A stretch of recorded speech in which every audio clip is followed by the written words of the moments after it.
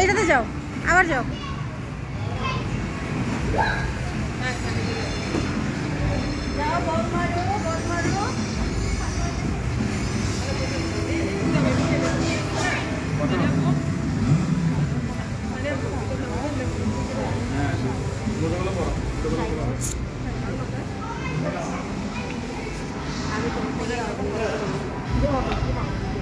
এই তো ঝটপট আমি আমার স্নান করে দিয়েছি।